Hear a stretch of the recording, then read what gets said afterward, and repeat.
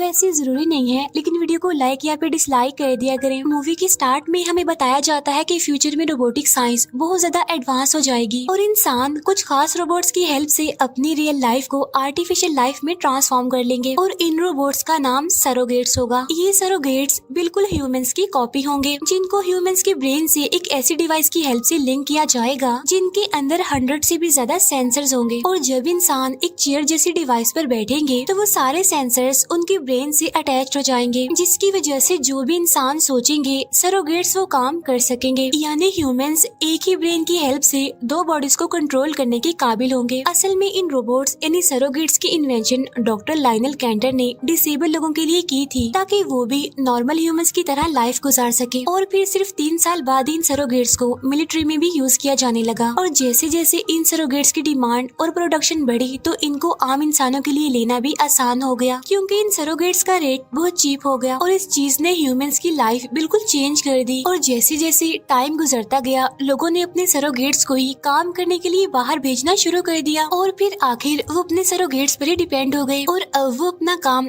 बाहर जाए बगैर भी कर सकते थे, जिससे डिसीज और क्राइम रेट बहुत ही कम हो गया। और इन सरोगेट्स की हेल्प से इंसान वैसा ही दिखते थे जैसा वो चाहते थे, बगैर किसी प्लास्टिक सर्जरी या फिर एक्सरसाइज के। और फिर इस इन्वेंशन के 7 साल बाद सरोगेट्स बनाने वाली सबसे बड़ी कंपनी का ये दावा था कि दुनिया में 98% लोग सरोगेट्स को ही अपनी प्रैक्टिकल लाइफ में यूज कर रहे हैं। लोग अपने सरोगेट्स का ही यूज करते थे और खुद बहुत कम ही बाहर जाते थे। यहाँ तक कि लोगों के सरोगेट्स ही आपस में एक दूसरे से मिला करते थे, क्योंकि सरोगेट्स का यूज अब एक फैशन बन चुका था। लेकिन सब लोग इस से खुश नहीं थे। कुछ लोग ऐसे भी थे जो कहते थे कि इंसानों को अपनी लाइफ खुद जीनी चाहिए। और इन लोगों ने यूएस में काफी जगहों पर सरोगेट्स फ्री जोन बनाए हुए थे, जिसको उन लोगों का लीडर, जिसका नाम प्रॉफिट था, वो लीड किया करता था। और अब उस सरोगेट को इन्वेंट हुए 14 साल गुजर चुके थे। सरोगेट्स ह्यूमंस के लिए बिल्कुल सेफ थे। इसके बाद मूवी में हम एक लड़के को देखते हैं जो कि क्लब जा रहा था, लेकिन वो अपने डैड से झूठ बोल देता है कि वो ओपेरा देखने जा रहा है। और फिर क्लब में जाकर वो एक बालकनी से जंप कर देता है, लेकिन उसे कोई चोट नहीं आती और वो बिल्कुल सीधा लैंड करता है। तब हमें पता चलता है कि असल में वो भी एक सरोगेट ही है। वो पार्टी में एक लड़की के साथ डांस कर रहा होता है और फिर वो दोनों क्लब से बाहर आ जाते हैं,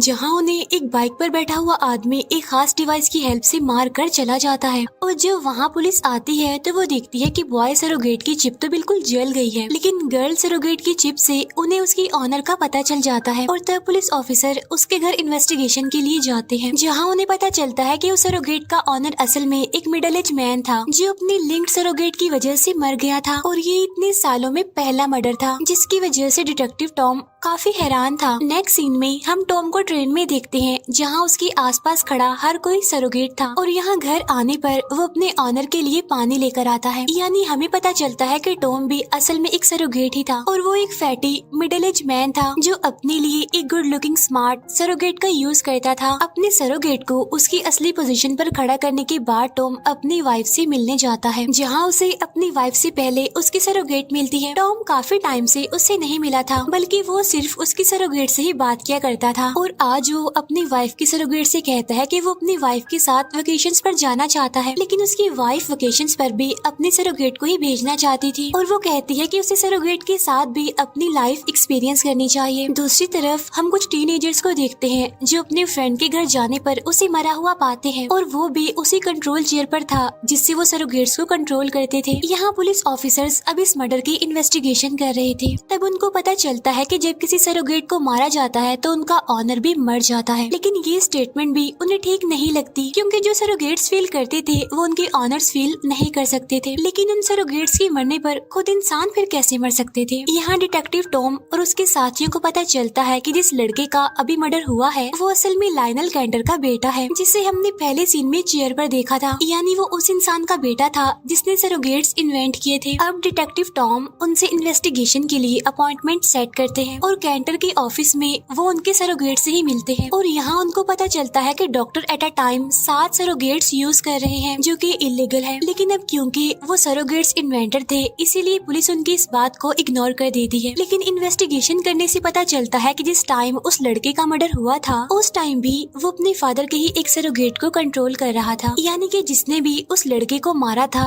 वो असल में डॉक्टर कैंटर को ही मारना चाहता था। इसके बाद डिटेक्टिव सरोगेट्स बनाने वाली कंपनी के पास जाते हैं और इन्वेस्टिगेशन करने लगते हैं, जहाँ उस कंपनी का ऑनर उनकी बात को गलत कहता है, ये कहकर कि एक सरोगेट अपने ऑनर के लिए 100% सेफ है, क्योंकि उन सरोगेट्स को इंसानों का ब्रेन ही कंट्रोल करता है। इन्वेस्टिगेशन के दौरान FBI के कंप्यूटर पर उन्हें उस आदमी की पिक्चर मिल जाती है जिसने पहले सरोगेट को मारा था और अब वो उसके नाम का पता लगवाते हैं। अब किसी अननोन कंप्यूटर ऑपरेटर ने सब सरोगेट का माइंड कंट्रोल सिस्टम हैक कर लिया था, जिससे वो कभी भी दुनिया के सारे सरोगेट्स को रोक सकता था।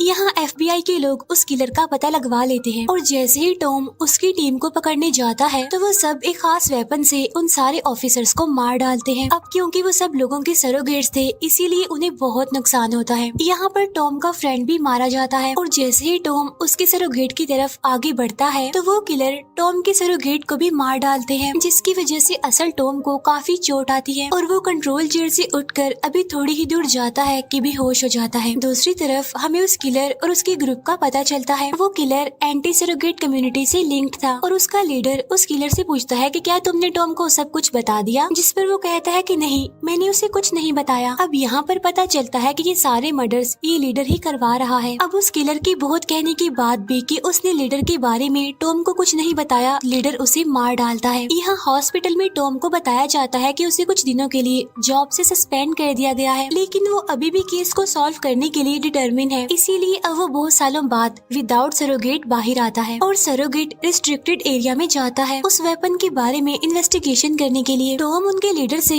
उस किलर का नाम लेकर उसके बारे में पूछता है और उसे उसकी पिक्चर भी दिखाता है, लेकिन वो उससे कहते हैं कि हमने इस आदमी को कभी भी नहीं देखा। इतने में ही उस लीडर के गार्ड्स को शक हो जाता है कि टॉम एक पुलिसमैन है, इसीलिए वो उसे मारना शुरू कर देते हैं। और अब टॉम उस एरिया से निकल आता है और रास्ते में उसे कैंटर का सरोगेट मिलता है जो उससे अपने बेटे की मर्डर के केस की प्रोग्रेस पूछ रहा था। और फिर वो टॉम को मशवरा देता है कि पहले वो उस वेपन को ढूंढे जिससे सरोगेट्स और इंसान मर रहे हैं और इस तरह से उसका केस सॉल्व करना आसान हो जाएगा। अब नेक्स्ट सीन में कोई टॉम के डिटेक्टिव साथी जेनिफर को भी उसके घर में जाकर मार देता है और मारने वाला उसके सरोगेट को कंट्रोल करने लग गया था, पर ये बात अभी तक कोई भी नहीं जानता था। नेक्स्ट सीन में टॉम आर्मी जनरल से मिलता है और उनसे वेपन के बारे में सारे इन्फॉर्मेशन लेता है, जहाँ उसे पता चलता है कि वो वेपन सरोगेट्स के सॉफ्टवेयर पर अटैक करता है जिससे उसका कंट्रोलर भी मर जाता है। वो कहता है कि ये वेपन बहुत खतरनाक है, इसीलिए अब इसकी प्रोडक्शन और यूज को बंद कर दिया है। पर टॉम उसे बताता है कि एंटी सरोगेट सोसाइटी अभी भी इसे यूज कर रही है और अब आर्मी के लोग उनसे इस वेपन को वापस लेने जाते हैं। इसके बाद हम दोबारा से जेनिफर सरोगेट को देखते हैं, जहाँ उसे प्रॉफिट यानी एंटी सरोगेट सोसाइटी के लोगों से उस वेपन को वापस लेने का ऑर्डर मिलता है, क्योंकि अब वो उन्हीं के कंट्रोल में थी और उन्हीं के ग्रुप का पार्ट थी। इसके बाद टॉम अपनी वाइफ की सरोगेट के पास जाता है जो काफी बूढ़ी थी और अपनी सरोगेट की बिल्कुल ऑपोजिट लग रही थी। उसने अपने आप को सरोगेट लाइफ में कैद कर लिया था जब से उसके बेटे की डेथ हुई थी और टॉम भी अभी तक अपने बेटे की डेथ को लेकर काफी दुखी था। यहाँ प्रॉफिट से वो वेपन लेने के लिए आर्मी उस पर अटैक कर देती है और उसे शूट करने के बाद उन्हें पता चलता है कि वो लीडर भी एक सरोगेट ही है और उसे भी कोई और ही लीड कर रहा है। दूसरी तरफ हम कैंटर को देखते हैं जो प्रॉफिट को मारने वाले आदमी को मॉनिटर कर रहा था और यहाँ हम पर रिवील होता है कि प्रॉफिट भी कैंटर का सरोगेट है, यानी एंटी सरोगेट सोसाइटी भी उसी की बनाई हुई थी, क्योंकि उसने ये इन्वेंशन हैंडीकैप लोगों के लिए बनाई थी, दुनिया को फ्रीज करने के लिए नहीं। और अब वो ये सब कुछ ठीक करना चाहता था। यहाँ टॉम अब अपने साथी जेनिफर के सरोगेट से मिलता है जिसे अब कैंटर कंट्रोल कर रहा था और वो टॉम को बताती है कि कैंटर के बेटे को सरोगेट बनाने वाली कंपनी के ऑनर ने मारा है, क्योंकि उन्हें पता चला था कि कैंटर सरोगेट के यूज को खत्म कर रहा है जिससे उनकी कंपनी को बहुत बड़ा लॉस होगा। इसीलिए उन्होंने